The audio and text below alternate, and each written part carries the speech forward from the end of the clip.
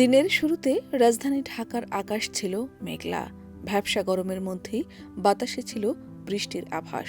এরই মধ্যে দেশের ১১ জেলায় ঘণ্টায় ৬০ কিলোমিটার বেগে ঝড়সহ বজ্রবৃষ্টির পূর্বাভাস দিয়েছে আবহাওয়া অধিদপ্তর। ২৫ জুন দেশের অভ্যন্তরীণ নদীবন্দরের জন্য দেওয়া সতর্কবার্তায় জানানো হয়, রংপুর, দিনাজপুর, ময়মনসিংহ, খুলনা ও বরিশাল অঞ্চলের উপর দিয়ে অস্থায়ীভাবে ঝড়ো হাওয়া বয়ে যেতে পারে। এছাড়া পটুয়াখালী, নোয়াখালী, কুমিল্লা, চট্টগ্রাম ও কক্সবাজার এলাকাতেও বিরূপ আবহাওয়ার আশঙ্কা রয়েছে।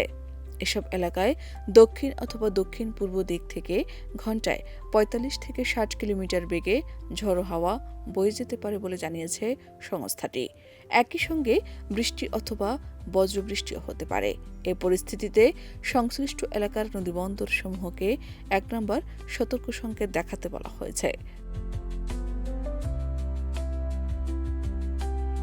এছাড়া আবহাওয়ার আরেক বিজ্ঞপ্তিতে জানানো হয়েছে, ময়মনসিংহ ও সিলেট বিভাগের অনেক জায়গায় এবং রংপুর, রাজশাহী, খুলনা, বরিশাল, চট্টগ্রাম ও ঢাকা বিভাগের কিছু কিছু জায়গায় অস্থায়ীভাবে দমকা হাওয়া সহ হালকা থেকে মাঝারি ধরনের বৃষ্টি অথবা বজ্রবৃষ্টি হতে পারে।